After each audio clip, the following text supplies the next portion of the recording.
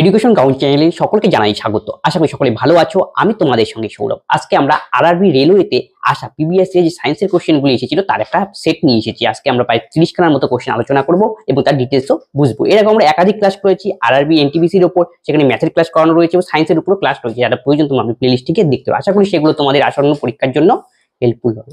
প্রথম question, dash হলো washing সোডার রাসায়নিক নাম। অপশনেতে রয়েছে sodium carbonate decahydrate, sodium carbonate pentahydrate, sodium carbonate trihydrate এবং সোডিয়াম কার্বনেট। ওয়াশিং সোডা আমরা যাকে বলি কাপড় কাচা সোডা। কাপড় কাচা সোডার রাসায়নিক নাম হলো Na2CO3 ডেকাহাইড্রেট 10H2O। তার মানে সোডিয়াম কার্বনেট ডেকাহাইড্রেটের রাসায়নিক নাম। তাহলে কোন অপশনে রয়েছে দেখো, সোডিয়াম কার্বনেট ডেকাহাইড্রেট। অপশন এ হবে আমাদের সঠিক উত্তর। পরীক্ষায় যদি সংকেতও জিজ্ঞেস করতে পারে তখন আমরা দিতে হবে Na2CO3 10H2O। এটা গেল সোডিয়াম কার্বনেট ডেকাহাইড্রেট, যাকে আমরা বলি ওয়াশিং সোডা। এখান থেকে আরেকটা কোশ্চেন জিজ্ঞেস করে যে খাবার সোডার রাসায়নিক সংকেত কি, সেটা পরীক্ষায় জিজ্ঞেস করে আমাদের। খাবার সোডা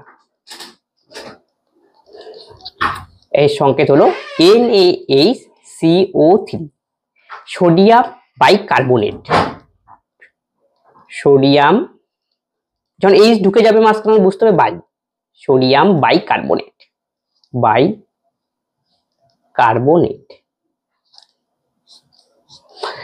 এইটাকে বলা হয় খাবার সোডার সংকেত NaHCO3।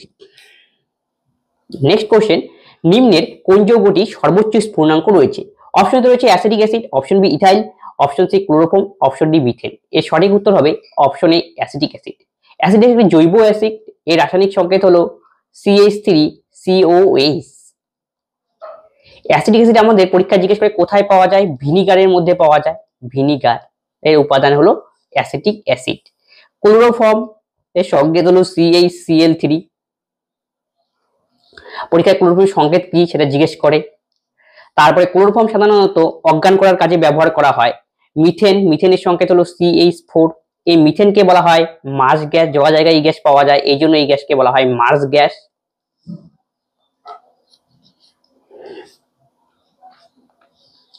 নেক্সট কোশ্চেন, হৃৎপিণ্ডে অক্সিজেন সমৃদ্ধ এবং কার্বন ডাই অক্সাইড সমৃদ্ধ রক্তের মিশ্রণ রোধে কে সাহায্য করে? এর সঠিক উত্তর হবে প্রকোষ্ঠগুলির মধ্যে যে প্রাচীর থাকে সেই প্রাচীর। আমাদের যে হৃৎপিণ্ডের মধ্যে কি হয়, অক্সিজেন যুক্ত রক্ত থাকে, কার্বন ডাই অক্সাইড যুক্ত রক্ত। অক্সিজেন রক্তকে আমরা বলি শুদ্ধ রক্ত আর কার্বন যুক্ত রক্তকে আমরা বিশুদ্ধ রক্ত। সেই দুটোর মধ্যে যে সেপারেট যাতে থাকে সেই কাজটাই করে হলো প্রকোষ্ঠের মধ্যে প্রাচীর। আর কপাটিকা তোমাদের একটু ডাউট হতে পারে। কপাটিকা আমাদের দেখো মনে রাখবে ত্রিপত্র কপাটিকা। এটা আমাদের যে ডান অলিন্দ, চারটা প্রকোষ্ঠ আছে হৃৎপিণ্ডের আমাদের, ডান অলিন্দ আর ডান নিলয়ে সংযোগস্থলে অবস্থান করে ত্রিপত্র কপাটিকা, আর বাম অলিন্দ এবং বাম নিলয়ের সংযোগস্থলে অবস্থান করে দ্বিপত্র কপাটিকা। দ্বিপত্র কপাটিকা কি করে? রক্তের একমুখী প্রবাহকে সাহায্য করে। তার মানে হৃৎপিণ্ডের একটা প্রকোষ্ঠে কি ডান অলিন্দ থেকে ডান নিলয়ে রক্ত আসলো, কিন্তু রক্তকে ডান নিলয় থেকে আবার ডান অলিন্দে যেতে দেবে না। এই হলো প্রক্রিয়া, মানে একমুখী প্রবাহ, মানে একদিক থেকে আসতে দেবে, দরজার মতো কাজ করে, উল্টা যেতে দেবে না। এই কাজটাই করে হলো কপাটিকা। নেক্সট কোশ্চেন, নিম্নের কোন জীবের শ্বাসছিদ্র রয়েছে? অপশন ডি আরশোলার। আরশোলার যে শ্বাস অঙ্গ তাকে আমরা বলি ট্রাকিয়া, সেখানে শ্বাসছিদ্র থাকে, সেই পেটের মধ্যে সেটা অবস্থান করে। আর মাছের হলো ফুলকা। মানুষের শ্বাস অঙ্গ হলো ফুসফুস। কেঁচো তার দেহত্বকের মাধ্যমে শ্বাস নেয়, দেহত্বক স্কিন। নেক্সট কোশ্চেন, C6H10 যৌগের পরবর্তী সমজাতীয় শ্রেণীর সদস্য কি হবে? তাহলে দেখো এর সঙ্গে মিল রয়েছে কি, এই জন্য তোমরা বেসিক জানে নাও। CnH2n+2 এই সংকেত যুক্ত যৌগকে বলা হয় অ্যালকেন। অর্থাৎ যারা এক বন্ধনের সঙ্গে যুক্ত যে সমস্ত জৈব যৌগ CnH2n একে বলা হয় অ্যালকিন। এরা দ্বিবন্ধনের সঙ্গে যুক্ত থাকে। CnH2n-2 এরা হলো অ্যালকাইন। এরা তিন বন্ধনের সঙ্গে যুক্ত থাকে। ক্লিয়ার? এখন বলছে এই যে যৌগটা দেওয়া রয়েছে C6H10 কোনটার সাথে মিলবে। এখানে দেখো C6H10, এখানে কার্বন সংখ্যা কত রয়েছে? 6। 6 × 2 করো, 6 দোকানে 12, তার থেকে 2 বিয়োগ করলে আমরা পাবো 10, মানে এই সেটটা মিলবে। কোন সংকেতের সঙ্গে সেটা মিলছে? এটা হলো 3 নম্বর যে রয়েছে CnH2n-2 সেই সংকেতের সঙ্গে মিলছে। দেখো C এর মান আমরা নিলাম 6, তার মানে n = 6, 6 হলো যে মিললো 6, তারপর কি 6 দোকানে 12, তার থেকে 2 বিয়োগ করবো, 6 দোকানে 12 2 বিয়োগ করলে 10 হয়, C6H10। তার মানে এই সংকেত যুক্ত কোনটা রয়েছে একটু লক্ষ্য করো। তাহলে অপশন বি তে কি রয়েছে এটা আমি চেক করে নেই। অপশন এতে রয়েছে C7 আর H14। তার মানে এটাকে যদি আমরা 7 কে n ধরি তাহলে কি হবে আমাদের সংকেত CnH2n, 7 দোকানে 14, এটা মিললো। কিন্তু আমাদের হতে কি গুণ করতে হবে তারপরে বিয়োগ হতে হবে, তাহলে গেল, এটা তো আমাদের হবে না। তাহলে পরেরটা চেক করো, এটা দেখো 7 দোকানে 14, 14 থেকে 2 বিয়োগ করো, দেখো কার্বনের কত রয়েছে 7, তাকে 2 দিয়ে গুণ করতে হবে ফর্মুলা অনুযায়ী, তার থেকে 2 বিয়োগ করো, 7 দোকানে 14 থেকে 2 বিয়োগ করলে কত হয় 12, যে হাইড্রোজেনের 12 আসলো। তার মানে কোন সংকেতের সঙ্গে মিল খাচ্ছে, প্রথমে যে রয়েছে C6H10 তার সঙ্গে হুবহু মিল খাচ্ছে অপশন বি সংকেতটা। তাহলে আমাদের সঠিক উত্তর হবে অপশন বি। তোমাকে এইভাবে চেক করেছে এই টাইপের কি আমাদের কোশ্চেনের অ্যান্সার করতে হবে। তাহলে বোঝা গেল। তাহলে দেখো আবার এখান থেকে আরেকভাবে কোশ্চেন আসতে পারে যে CnH2n, Cn এই যে গুণ করলাম মাইনাস কত হলো 2, CnH2n-2, তাহলে এটা কোন যৌগের ক্ষেত্রে পড়লো, অ্যালকাইনের ক্ষেত্রে। পরীক্ষা এটা জিজ্ঞেস করে কোন টাইপের যৌগ, এটা অ্যালকাইন টাইপের। নেক্সট অঙ্ক, একটি পদার্থের ঘনত্ব 13 গ্রাম পার সেন্টিমিটার কিউব, তবে এসআই পদ্ধতিতে একক কি? ঘনত্ব মানে আমরা কি জানি, ঘনত্ব মানে আমরা জানি ভর বাই আয়তন। তাহলে ঘনত্বের একক কি, তাহলে ভর বাই আয়তন, ভরের একক গ্রাম আর আয়তনের একক হলো সেন্টিমিটার কিউব। এটা সিজিএস পদ্ধতিতে ঘনত্বের একক। তাহলে এসআই পদ্ধতিতে ঘনত্বের একক হবে গ্রামের জায়গায় কেজি বসবে আর সেন্টিমিটারের জায়গায় বসবে মিটার কিউব। এটা আমাদের ঘনত্বের একক সম্পর্কে ধারণা পেলাম। আর ঘনত্ব ইকুয়াল টু কি, ভর বাই আয়তন। আমাকে ঘনত্ব এখানে দেওয়া রয়েছে কোন একটা পদার্থের ঘনত্ব, যা D equal to 13 gram per centimetre cube. এখানে বলছে কেজিতে আনলে পরে কি হবে, মানে গ্রাম পার সেন্টিমিটার কিউবকে আমাকে কেজিতে কনভার্ট করতে হবে। তার মানে গ্রাম থেকে আমাকে আসতে হবে কেজিতে। তাহলে গ্রাম থেকে যদি আমরা, উপরে রয়েছে গ্রাম, নিচে রয়েছে সেন্টিমিটার কিউব, তাহলে গ্রাম থেকে যদি আমরা কেজিতে আসি তাহলে কি করতে হবে, গ্রাম থেকে কেজিতে আসলে 1000 দিয়ে ভাগ করতে হয়, তার মানে 1000টা নিচে বসবে, যে কেজিতে এসে গেল 1000, 3টা শূন্য হবে 1000। এই যে গ্রাম থেকে কেজিতে আসলাম, এখন সেন্টিমিটার থেকে আমি যাব মিটারে, তাহলে মিটার, ডেসি, সেন্টি, 100। তাহলে সেন্টিমিটার থেকে যদি 100 দিয়ে ভাগ করতে হবে 100 উপরে যাবে, কিন্তু সেন্টিমিটার কিউব রয়েছে তাই 3 বার লিখতে হবে। ক্লিয়ার? তাহলে এখন দেখো এই যে 1টা 2টো 3টে, 1 2 3 কাটাকাটি গেল, তাহলে পড়ে থাকলো কি 13 ইন্টু 10 এর মাথায় 3। তার মানে অপশন বি হবে সঠিক উত্তর। এখন এককটা আমাদের কিসে দাঁড়ালো, গ্রাম থেকে আমরা কেজিতে আনলাম, সেন্টিমিটার থেকে আমরা মিটার কিউবে আনলাম, এইভাবে আমরা কনভার্সন করব। নেক্সট অঙ্ক, অশ্বক্ষমতা নিম্নলিখিত কোনটির সমান? 1 হর্স পাওয়ার, যাকে আমরা বলি 1 হর্স পাওয়ার হলো ক্ষমতার একক, 1 horse power equal to 746 watt. তার মানে অপশন সি হবে এর সঠিক উত্তর। তার মানে 1 হর্স পাওয়ার বলতে কি বুঝি, 550 পাউন্ড ভরের কোনো বস্তুকে 1 সেকেন্ডে 1 ফুট উপরে তুলতে গেলে যে পরিমাণ শক্তির প্রয়োজন তাকেই আমরা বলি 1 অশ্ব ক্ষমতা। পরীক্ষা ডাইরেক্ট জিজ্ঞেস করে 1 অশ্ব ক্ষমতা ইকুয়াল টু কত ওয়াট, 746 ওয়াট, এটা মনে রাখবে ডাইরেক্ট। নেক্সট কোশ্চেন, 50 কেজি ভরযুক্ত একটি বস্তু স্থির অবস্থা থেকে 8 মিটার পার সেকেন্ড স্কয়ার ত্বরণের হারে গতিশীল হয়ে থাকলে 15 সেকেন্ডে বস্তুটি কতটা দূরত্ব অতিক্রম করবে? আমাকে ডিস্টেন্স বের করতে বলেছে। এর জন্য আমি ফর্মুলা ইউজ করব s equal to UT plus half of AT square. Clear? আর বস্তুর প্রাথমিক বেগ স্থির অবস্থা থেকে যাত্রা শুরু করেছে, তার মানে প্রাথমিক বেগ 0, তার মানে ইউর জায়গায় আমাকে বসাতে, ইউ মানে প্রাথমিক বেগ, ইউর জায়গায় আমাদের বসাতে হবে 0, ইউর জায়গায় 0 হচ্ছে গোটা টার্মটা 0 হয়ে যাবে, plus half of A T square. ত্বরণ কত দেওয়া রয়েছে 8 সেন্টিমিটার, এ মানে ত্বরণ আমাদের 8, আর এখানে দেওয়া রয়েছে 15, এ স্কয়ার তো, আর 15 বসাতে হবে টি এর জায়গায়, টি এর মান 15 সেকেন্ড, তাহলে 15 15 225, আমি 15 ইন্টু 15 লিখে দিলাম, কাটাকাটি করে দাও 4, তাহলে এস ইকুয়াল টু 4 15 কত 60, ইন্টু 15, তাহলে ক্যালকুলেশন করলে পাবো 6×15 = 90, পাশে একটা শূন্য, বাস এত মিটার। এস মানে কি ডিস্টেন্স, অপশন টি। নেক্সট অঙ্ক, উলম্বভাবে উপরের দিকে ছুড়ে দেওয়া একটি বল মাটিতে 12.5 সেকেন্ডের পর ফিরে আসে, যে বেগে এটিকে ছুড়ে দেওয়া হয়েছিল সেই বেগটি নির্ণয় করো। তাহলে এটা আমাকে জন্য একটা ফর্মুলা ইউজ করতে হবে।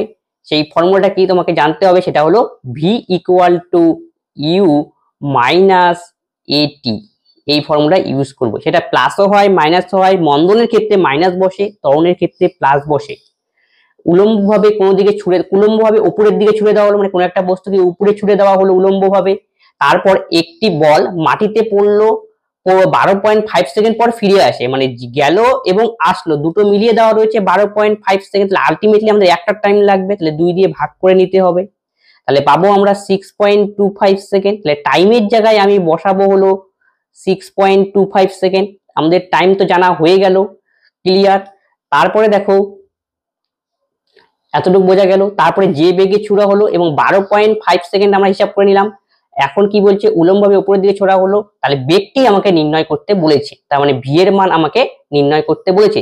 তাহলে ভি ইউ আর প্রাথমিক অবস্থায় ইউ কত হয়েছিল, ভি মানে কি অন্তিম অবস্থায় গিয়ে কি থেমেছে, একটা বল উলম্বভাবে ছিঁড়ে দেওয়া হলো, মানে বলটা একদম শেষ পর্যায়ে যখন যাবে তখন ভি এর মানটা কি হবে, এক জায়গায় স্থির হবে, তারপরে আবার তো পড়বে, তার মানে ভি এর মান আমাকে শূন্য বসাতে হবে। ভি মানে অন্তিম বেগ, ক্লিয়ার। তাহলে ইউর মান আমাকে বের করতে বলেছে, মাইনাস এর মান আমরা কত পেলাম, এর মানে হলো আমাদের অভিকর্ষজ ত্বরণের মান।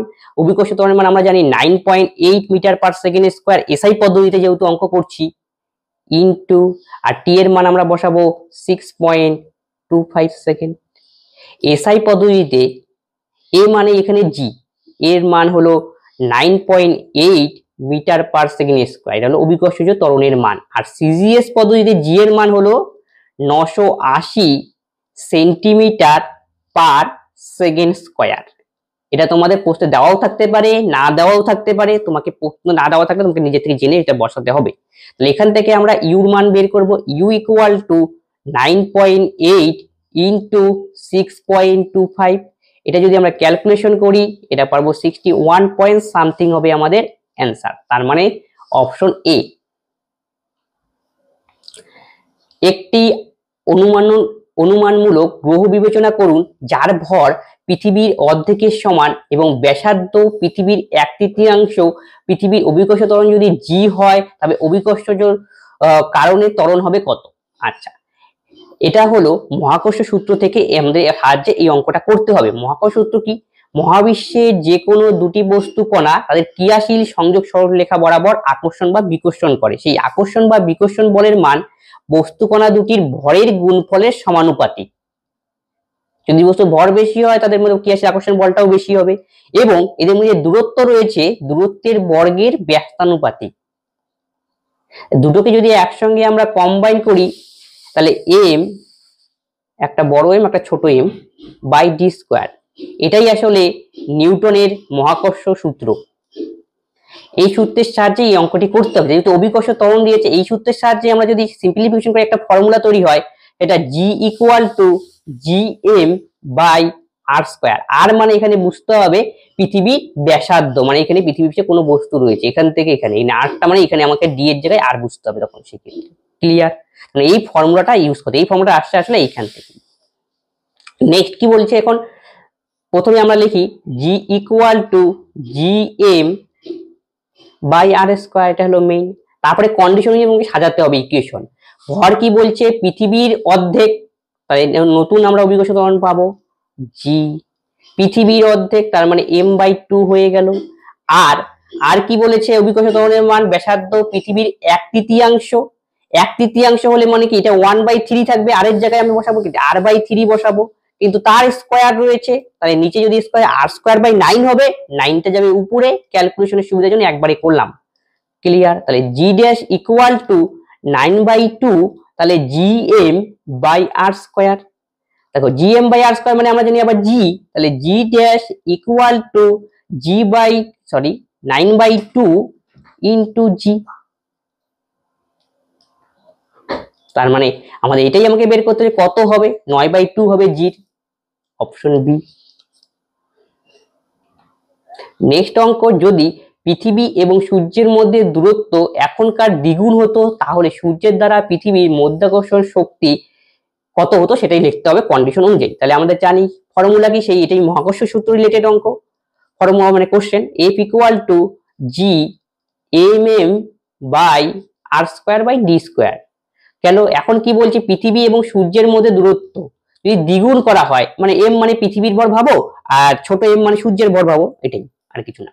তাহলে দ্বিগুণ, যদি দূরত্ব এখানকার দ্বিগুণ করা হয় তাহলে মাধ্যাকর্ষণ বলে কি পরিবর্তন করবে সেটাই আমাকে বের করতে হবে। দূরত্বটাকে দ্বিগুণ করতে বলছে খালি, তাই নতুন এখন এই দূরত্ব যদি দ্বিগুণ করি বা 3 গুণ করি যাই করি না, তাহলে বলটা তো আকর্ষণ বা কি বিকর্ষণ বলের মান তো পরিবর্তন হবে, তাই নতুন একটা আকর্ষণ বল পাবো, সেটা আমি এফ ড্যাশ নাম দিলাম। এখন প্রশ্নে কন্ডিশনে আমাকে দাঁড়া করতে হবে কি, দ্বিগুণ করতে বলছে দূরত্বকে, তাহলে দূরত্বকে আমি দ্বিগুণ করে দেব। তাহলে আগে ডি ছিল, তাহলে সেটা এখন 2d হয়ে যাবে, 2d। দ্বিগুণ যদি অর্ধেক করতো তাহলে 1/2d লিখতাম। তাহলে F dash equal to G M M, 2 দোকানে 4, নিচে হলো ডি স্কোয়ার। তাহলে এফ ড্যাশ, তাহলে জি এম এম ডি স্কোয়ারের মান তো আমরা জানি এফ, তার মানে 1/4 সামনে থাকবে, সামনে একটা তার মানে এফ বসিয়ে দিতে পারবো আমরা। তাহলে কত হলো, এফ ড্যাশের মান 1/4 ইন্টু এফ, মানে 1/4, অপশন ডি হবে সঠিক উত্তর। নেক্সট অঙ্ক, পৃথিবী পৃষ্ঠে যদি কোনো বস্তুর ওজন 30 নিউটন হয় তবে চাঁদে সেই বস্তুর ওজন কত হবে। তাহলে ওজন চাঁদে কত হবে সেটা বের করতে বলছে। আমরা জানি পৃথিবীর অভিকর্ষজ ত্বরণের মান কি বেশি, আর চাঁদে তার কি 1/6 অংশ। মানে পৃথিবীর যদি অভিকর্ষজ ত্বরণ মান মনে করো একটা সিম্পল নেই, 980 ধরি centimetre second per second square, এটা পৃথিবীর ক্ষেত্রে। আর চাঁদে যদি সেটা কত হবে, তার 1/6, মানে কম হবে, মোদ্দা কথা হলো এটি 1/6 কম। এই সাহায্যেই আমরা অঙ্কটা করব। তাহলে কোন বস্তুর ওজন দেওয়া রয়েছে 30 নিউটন, এটা কোথায়, পৃথিবী পৃষ্ঠে। তাহলে চাঁদে তার কি হবে, কম হবে নিশ্চয়ই, যেহেতু চাঁদের অভিকর্ষ ত্বরণের মান কম। তাহলে কত কম হবে, 1/6 কম হবে। তাহলে আমাদের অ্যান্সার বাড়াবে 5 নিউটন। এই হলো লজিক, অপশন এ। তাহলে এখান থেকে তোমাদের এই কনসেপ্টটা খালি মনে রাখতে হবে। পৃথিবীর একজন ভর 72 কেজি, চাঁদে তার ভর কত হবে। ভর আমরা কি জানি, ভর বস্তুর স্বকীয় ধর্ম, ভর কোনোদিনও পরিবর্তন হয় না, বস্তুর ভার বা ওজনের পরিবর্তন হয়, কারণ কি অভিকর্ষ ত্বরণের মান পরিবর্তিত হয়। আমরা জানি ওজন equal to W equal to M into G. ওজন মানে কি, ওজন মানে হলো ভার, আর ওজন মানে কি পৃথিবী কোনো বস্তুকে যে বল দ্বারা আকর্ষণ করে সেটাই হলো ওজন। তাহলে ওজন তৈরি হয় ভর আর অভিকর্ষ ত্বরণের গুণফল নিয়ে। তাহলে অভিকর্ষ ত্বরণের মান যদি পরিবর্তন হতে থাকে তাহলে ওজনের মানও পরিবর্তন হবে। এই জন্য পৃথিবীতে একটা অভিকর্ষ ত্বরণের মান নাকি 9.8, চাঁদে নিশ্চয়ই কি তার 1/6, তার চাঁদে কম, তার মানে ওজনটা পরিবর্তন হবে, কিন্তু ভর তো কি কোনো পরিবর্তন হবে না, বস্তুর ভরও যা থাকবে পৃথিবীতে যা চাঁদে নিয়ে গেল কি তাই, ভর হলো অপরিবর্তনশীল। তার মানে এই ক্ষেত্রে আমাদের সঠিক উত্তর হবে অপশন ডি 72 কেজি। ওজন বললে পরিবর্তন হতো।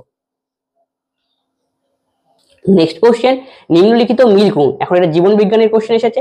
তাহলে লেবুর রস, পাচক রস, মিল্ক অফ ম্যাগনেসিয়া আর হলো সোডিয়াম হাইড্রোক্সাইড দ্রবণ, কার কত পিএইচ এর মান। তাহলে পিএইচ টা কি আগে বুঝে নেই। পিএইচ একটা স্কেল রয়েছে, কোনটা অ্যাসিড কোনটা ক্ষার তা নির্ণয় করার জন্য পিএইচ স্কেল ব্যবহার করা হয়। পিএইচ স্কেলে 0 থেকে 14 পর্যন্ত এরকম দাগ দেওয়া থাকে, তার মাঝখানে থাকে 7 নম্বর হবে। তার মানে যখন কোনো একটা দ্রবণের মান 7 হয় তাকে আমরা বলি অ্যাসিডও নয় ক্ষারও নয়, মানে প্রসম বলতে পারি। আর যদি 7-এর চেয়ে কম হয় পিএইচ এর মান, সেটাকে আমরা তখন বলি অ্যাসিড। আর পিএইচ এর মান 7-এর থেকে যদি বেশি হয় সেটাকে আমরা বলি বেস বা ক্ষার। আশা করি বোঝা গেল, এটা হলো পিএইচ স্কেল। এখন আমি কন্ডিশনে তোমাকে এটা মুখস্থ করতে হবে, কার কত পিএইচ এর মান, তোমরা মুখস্থ না করলে তোমরা এটা করতে পারবে না। তাহলে আমি একটু বলে দিচ্ছি ব্যাপারটা। তাহলে লেবুর রসের সাথে কোনটা হবে, লেবুর রসের পিএইচ এর মান হলো 2.2, তার মানে কি অ্যাসিডিক, 7-এর চেয়ে কম রয়েছে। পাচক রসের পিএইচ এর মান হলো 1.2। আর মিল্ক অফ ম্যাগনেসিয়া ক্ষার, মিল্ক অফ ম্যাগনেসিয়ার পিএইচ এর মান হলো 10 ডাইরেক্ট। তাহলে সোডিয়াম হাইড্রোক্সাইড আমরা কি জানি তীব্র ক্ষার, তাহলে নিশ্চয়ই 7-এর চেয়ে বেশি হবে, NaOH, OH থাকা মানে ক্ষার, নিশ্চয়ই ক্ষার হলে 7-এর থেকে বেশি হতেই হবে, তার মানে এখানে 14 হবে। সবচেয়ে অন্যতম কি তীব্র ক্ষার হলো সোডিয়াম হাইড্রোক্সাইড। দেখো একদম 14 একদম পিছনে একদম ক্লিয়ার। এখন দেখো কোনটার সাথে কোনটা মিলেছে, 1 2 3 4। তাহলে লেবুর রসের সাথে মিললো কোনটা, লেবুর রস 2 মানে 1 এর সঙ্গে সি যাবে, 2 এর সাথে বি যাবে, 3 এর সাথে ডি যাবে, আর 4 এর সঙ্গে এ যাবে। তাহলে C B D A, C B D A, option A. Next question, নিম্নলিখিত কোন রাসায়নিক বিক্রিয়ায় ক্লোরোক্ষার প্রক্রিয়ায় প্রতিনিধিত্ব করে? ক্লোরোক্ষার ব্যাপারটা কি? ক্লোরোসা মানে কি ক্লোরিন রিলেটেড হবে, তার মানে NaCl এর যখন তড়িৎ বিশ্লেষণ করা হয় জলের উপস্থিতিতে তখন সেটাকে বলে ক্লোরোক্ষার বিক্রিয়া। সেটা NaCl এর তড়িৎ বিশ্লেষণ কোনটার মধ্যে রয়েছে বিক্রিয়ার মধ্যে, তোমাদের দেখে বুঝে নিতে হবে। সেটা দেখো অপশন সি হবে সঠিক উত্তর। দেখো NaCl মানে সোডিয়াম ক্লোরাইড, একে মানে লবণ যেটা আমরা বলি খাদ্য লবণ, সেটা জলের মধ্যে নেওয়া হলো, তারপরে তড়িৎ বিশ্লেষণ করা হবে। তাহলে জল এখানে এলো নেওয়া হলো, এই জন্য NaCl এর সঙ্গে জলের বিক্রিয়া ঘটবে, NaCl জল।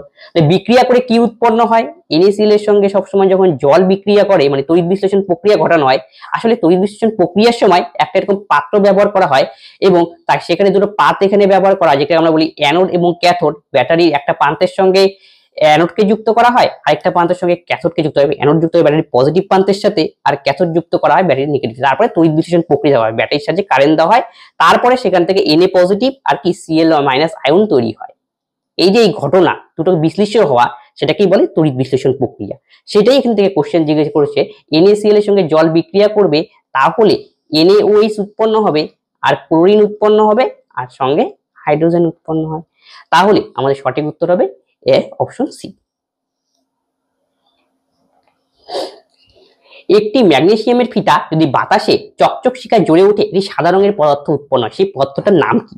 ম্যাগনেসিয়ামের ফিতা, ম্যাগনেসিয়াম একটা ফিতা টাইপের, সেখানে যদি আগুন লাগানো হয়, তাহলে আগুন লাগানো হলে মানে অক্সিজেনের সঙ্গে বিক্রিয়া করা হবে, তার মানে বিক্রিয়া করলে ম্যাগনেসিয়াম অক্সাইড উৎপন্ন হবে। আর ম্যাগনেসিয়াম অক্সাইডের বর্ণ হলো সাদা বর্ণের, তার মানে অপশন ডি হবে আমাদের সঠিক উত্তর, ম্যাগনেসিয়াম অক্সাইড উৎপন্ন হয়। নেক্সট কোশ্চেন, নিম্নের কোনটির পারমাণবিক ব্যাসার্ধ সবচেয়ে বেশি? এটা হলো পর্যায় সারণী থেকে কোশ্চেন দিতে। পর্যায় সারণীতে একটা লিস্ট রয়েছে, মানে ফ্লোরিন, ক্লোরিন, ব্রোমিন, আয়োডিন, এরা কত নম্বর শ্রেণীতে থাকে? এরা 17 নম্বর শ্রেণীতে অবস্থান করে পর্যায় সারণী। পর্যায় সারণীর কোনো একটা শ্রেণীতে যদি উপর থেকে নিচের দিকে নামে তখন কি হয়, পরমাণুর ব্যাসার্ধ বাড়তে থাকে, বাড়তে থাকে, বাড়তে থাকে, ব্যাসার্ধ মানে আকার, পরমাণুর আকার বাড়তে থাকে, আর উপরে থাকে কম। তাহলে দেখো এর মধ্যে সবার চেয়ে বেশি তার কে রয়েছে, ফ্লোরিন। অক্সিজেনটা আপাতত সাইডে রাখো, ক্লোরিন, ফ্লোরিন আর আয়োডিন। তাহলে ক্লোরিন, ব্রোমিন আর বাড়তে থাকে, সবার চেয়ে নিচে কে রয়েছে, আই, মানে বাড়তে থাকে মানে বেশি, আয়ের সবচেয়ে বেশি, তারপরে ব্রোমিনের আকার বেশি, তারপরে ক্লোরিনের আকার বেশি। সঠিক উত্তর হবে অপশন সি। নেক্সট অঙ্ক, গ্রহগুলি মিটমিট করে না কারণ কি? তারা কিন্তু মিটমিট করে, কারণ কি তারার মধ্যে যে আলো রয়েছে তা বাতাসের বিভিন্ন মাধ্যমে স্তরে প্রতিফলিত বা প্রতিসরণ জনিত ঘটনা ঘটে, এই জন্য আমাদের কি মিটমিট বলে কি মনে হয়। তাহলে গ্রহগুলো তো নিজস্ব কোনো আলো নেই, তাহলে গ্রহগুলি কেন মিটমিট করে না? মেইন অন্যতম কারণ হলো অপশন বি, তারা আলোর বর্ধিত উৎস হিসাবে কি করে কাজ করে, নিজস্ব ওদের কোনো কি নিজস্ব আলো নেই। শোষণের হার সালোক সংশ্লেষ হারের চেয়ে বেশি হলে উদ্ভিদ কিভাবে প্রভাবিত হবে? শোষণ মানে কি আর সালোক সংশ্লেষ মানে কি, এটা সহজভাবে বলে দেই। শোষণ আর সালোক সংশ্লেষ,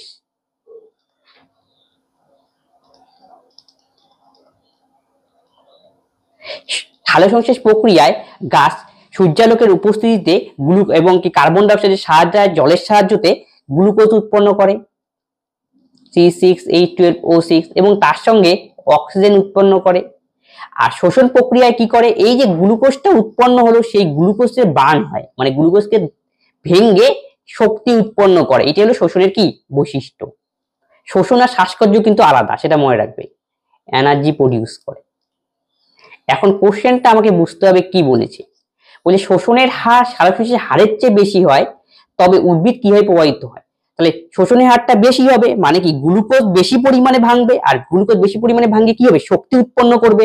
আর যদি সালোক সংশ্লেষ কমে যায়, সালোক সংশ্লেষ প্রক্রিয়া মানে কি গ্লুকোজ উৎপন্ন কি কমে গেল, তাই গ্লুকোজ আর শোষণে কি অক্সিজেন কি গ্লুকোজকে ভেঙে শক্তি উৎপন্ন করবে। সালোক সংশ্লেষ তো হচ্ছেই না, মানে কি গ্লুকোজ নেই, তাহলে কি হবে গাছের, গাছে গ্লুকোজ না থাকলে গাছ কি হবে, অনাহারে কি মরবে।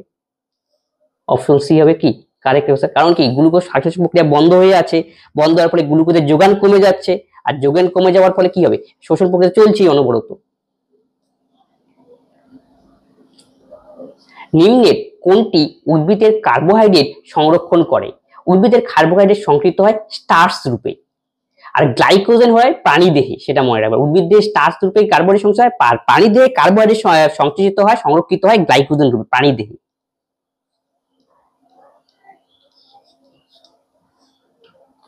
নেক্সট কোশ্চেন, নিম্নের কোনটি তাপশক্তির একক নয়? এর সঠিক উত্তর হবে অপশন সি, কিলোওয়াট তাপশক্তির একক নয়। নিম্নের জিনের কিছু বৈশিষ্ট্য উল্লেখ করা হলো, কোন বিকল্পটি জিনের ভুল বৈশিষ্ট্য বলে মনে হয়, কোনটা ভুল? চারটা স্টেটমেন্ট সেটা আমাকে বের করতে বলছে। তাহলে জিন সম্পর্কে লেখা রয়েছে, আমাদের কোষ থাকে, কোষের মধ্যে থাকে নিউক্লিয়াস, আর নিউক্লিয়াসের মধ্যে থাকে ডিএনএ, আর ডিএনএ এর অংশই হলো জিন। এই জিনই জীবের বংশগত বৈশিষ্ট্যের আমাদের ধারক বা বাহক রূপে কাজ করে। তাহলে এই জিন সংক্রান্তই বলেছে, জিন তাহলে ডিএনএ অংশ, তার মানে অপশন বি ঠিক রয়েছে। প্রতিটি জীবকোষে একটি জিন সেট থাকেই, অবশ্যই জিন থাকবে। এরা প্রোটিন উৎপাদনে করে এবং বৈশিষ্ট্য নিয়ন্ত্রণ করে, অপশন ডিও ঠিক। তার মানে এগুলির কোনো পরিবর্তন কি দেওয়া যায় না, তার মানে অপশন এ হবে এর সঠিক উত্তর। মানে কোনো পরিবর্তনের মধ্য দিয়ে এরা যায় না, দেওয়া যায় না মানে দিয়ে পরিবর্তনের মধ্য দিয়ে এরা যায় না, এটা বলছে এখানে, দিয়ে এরা যায় না। ক্লিয়ার? তার মানে এদের কি মিউটেশন ঘটে জিনের।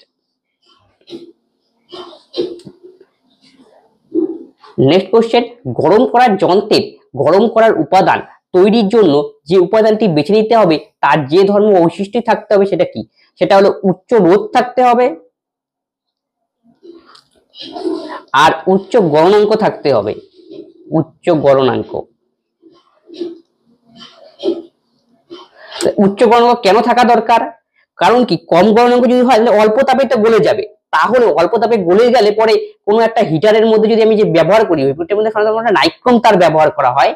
নাইক্রোম তার কেন ব্যবহার করা হয়? কারণ কি এর উচ্চ রোধ এবং উচ্চ গলনাঙ্ক বৈশিষ্ট্য রয়েছে, আর কম গলনাঙ্ক হলে কি অল্প তাপেই গলে যায়, সেই কি তার ব্যবহার করে কোনো লাভ রয়েছে? কোনো লাভ হবে না। সেই অনুযায়ী আমাদের সঠিক উত্তর হবে অপশন এ, অনলি 1 এবং 2। নেক্সট কোশ্চেন, একটি গোলাকার দর্পণ দ্বারা উৎপাদিত বিবর্ধন এর মান যদি -0.5 হয়, দর্পণ দ্বারা গঠিত চিত্র কি হবে? তাহলে গোলাকার দর্পণের বিবর্ধন মানে ম্যাগনিফিকেশনের কথা বলা হয়েছে, সেটার মান যদি -0.5 হয়, তাহলে দর্পণের যে ছবিটা থাকবে সেই ছবিটা বা প্রতিবিম্ব সেটা কিরকম হবে সেটা এখানে বলছে। তাহলে এই সঠিক উত্তর হবে অপশন এ, সৎ এবং অবশিষ্ট এবং কি খর্বিত। সৎ অবশিষ্ট মানে কি? যখন মাইনাস সাইন, ম্যাগনিফিকেশন মানে কি? ম্যাগনিফিকেশন। বস্তুর উচ্চতা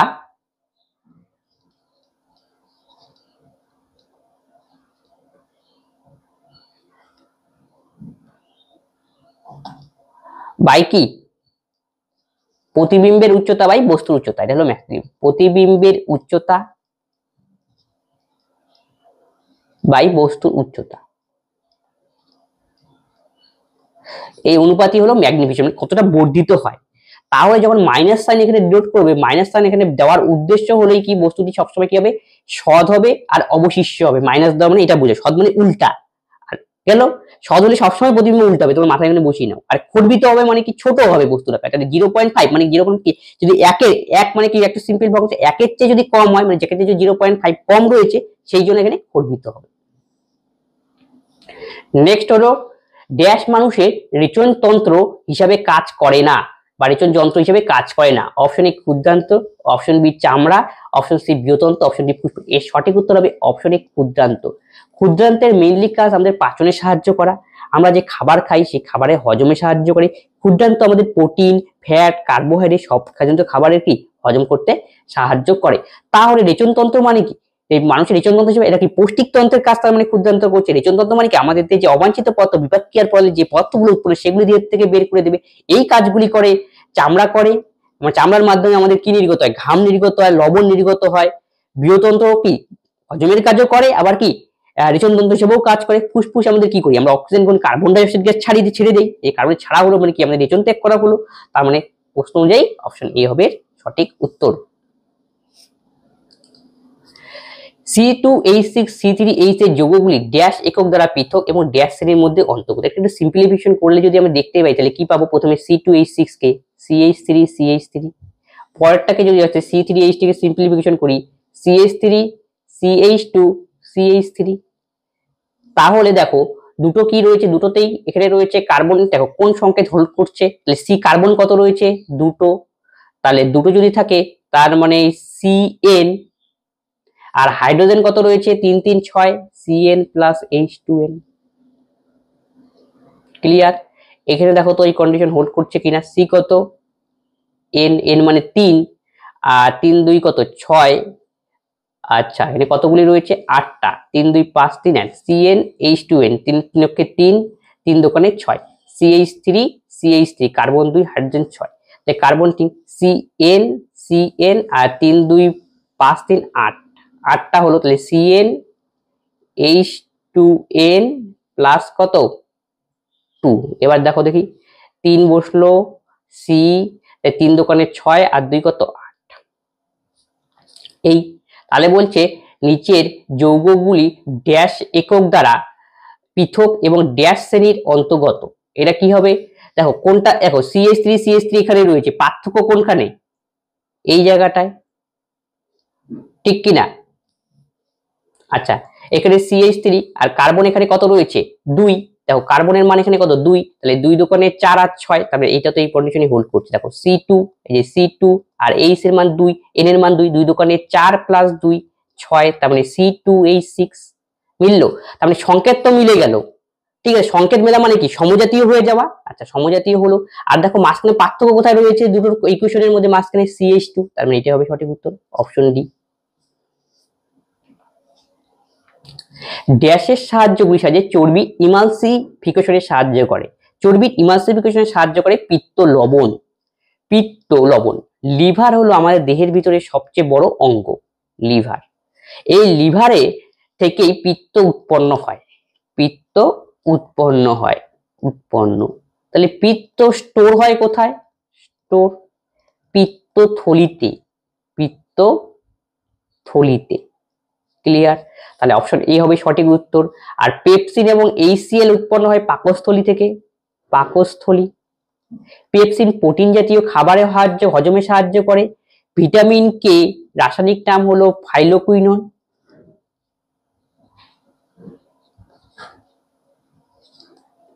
ভিটামিন কে ব্লাড ক্লটিং এ সাহায্য করে, রক্ত জমাট বাঁধতে।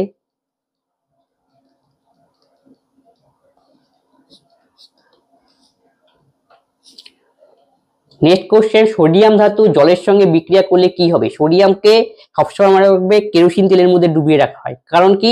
সোডিয়াম যখন জল বা জলীয় বাষ্পের সংস্পর্শে আসবে তার সঙ্গে বিক্রিয়া করবে এবং বিস্ফোরকও হতে পারে। তাহলে সোডিয়াম ধাতু প্লাস জল যদি বিক্রিয়া করে তাহলে NaOH উৎপন্ন হবে নিশ্চয়ই। আর কি হবে? তার সাথে হাইড্রোজেন গ্যাস উৎপন্ন হবে। তাহলে হাইড্রোজেন গ্যাস এবং সোডিয়াম হাইড্রোক্সাইড, অপশন ডি হবে এর সঠিক উত্তর। কিছু উদ্ভিদ তাদের শিকড় থেকেও নতুন উদ্ভিদ তৈরি করতে পারে। ওই জাতীয় উদ্ভিদের উদাহরণ কোনটি? এটা হবে মিষ্টি আলু। ক্যাকটাসের কি হয়? ফুল উৎপন্ন হয়। ফুলের মধ্যে কি পুষ্প স্টিবুল থাকে, বীজের মাধ্যমে এটা কি করে? জ্বলন প্রক্রিয়া সম্পাদন করে। আর গ্রন্থিকাণ্ড দেখতে পাওয়া যায়। নেক্সট কোশ্চেন, প্রদত্ত বর্তনীতে 3 ওহম রোধ জুড়ে তড়িৎ প্রবাহ হলে পরে এখানে তড়িৎ প্রবাহ মাত্রা কত? এখানে আসলে শ্রেণী সমবায় আর সমান্তরাল সমবায়ের কনসেপ্ট রয়েছে। যখন একাধিক রোধ একটার পেছনে যদি আরেকটা এইভাবে যদি যুক্ত হয়ে থাকে তখন তাকে বলা হয় শ্রেণী সমবায়। আর সমান্তরাল সমবায় কি হবে? রোধগুলোকে এইভাবে যুক্ত করা হবে। একটু ছবিটা দেখো, বুঝে যাবে। এটা হলো রোধ, 3টে রোধ। আর এটাকে যদি আমরা R1 দেই আর এই রোধকে যদি R2 নাম দেই, এর R3, তুল্য রোধ কত হবে টোটালে? R1 plus R2 plus R3। এটা শ্রেণী সমবায় সিরিজের ক্ষেত্রে। আর সমান্তরাল সমবায়ের ক্ষেত্রে কি হবে? সেটা R1 R2 R3। তাহলে 1/R equal to 1/R1 1/R2 plus 1/R3। আর সমান্তরাল সমবায়ের ক্ষেত্রে ভোল্টেজ কনস্ট্যান্ট, আর শ্রেণী সমবায়ে I কনস্ট্যান্ট। এখন আমাকে এখান থেকে বের করতে হবে, ছবির সাহায্যে আমাকে বের করতে হবে যে তড়িৎ প্রবাহ মাত্রা কত। তাহলে তুল্য রোধের মান বের করে 30 ওহম, মানে 3 ওহম, কিন্তু এটা 4 ওহম। তাহলে তুল্য রোধের ফর্মুলাতে এখন শিখলাম শ্রেণী সমবায় ক্ষেত্রে আর ইকুয়াল টু, সেখানে একাধিক থাকতে পারে, 3 এর জায়গায় 4 5 থাকতে পারে, কোনো কোনো অসুবিধা, দুটো রয়েছে, তাহলে 3 আর 4 যোগ করতে হবে, R1 প্লাস R2, 3 আর 4 যোগ করলে 7 ওহম। আর এর মান পেয়ে গেলাম, তুল্য রোধের মান। আবার ভি দেওয়া হয়েছে, ভোল্টেজের মান 5 ভোল্ট। আমরা ফর্মুলা জানি ভি ইকুয়াল টু IR, ওহমের সূত্র থেকে পাই। আমার দরকার কি আই এর মান বের করা, তাহলে I equal to V by R. V এর মান 5 ভোল্ট আর আর এর মান 7 ওহম, তাহলে 5/7 হবে আমাদের সঠিক উত্তর। এত অ্যাম্পিয়ার তড়িৎ প্রবাহ মাত্রার একক হলো অ্যাম্পিয়ার, 5/7, অপশন ডি। আজকে ক্লাসে এই 30 খানা কোশ্চেন ছিল, 30 খানা কোশ্চেন আমি তোমাদের পড়িয়ে দিলাম। যদি কোনো কোশ্চেন আমাদের ডাউট হয় অবশ্যই তোমরা কমেন্ট বক্সে কমেন্ট করবে, বন্ধুদের সঙ্গে এই ক্লাসটি শেয়ার করে সকলেই এই ক্লাস থেকে উপকৃত হয়। তবে আজকে ক্লাস আমরা এখানেই শেষ করছি, পরের ভিডিওতে আবার দেখা হচ্ছে। ধন্যবাদ।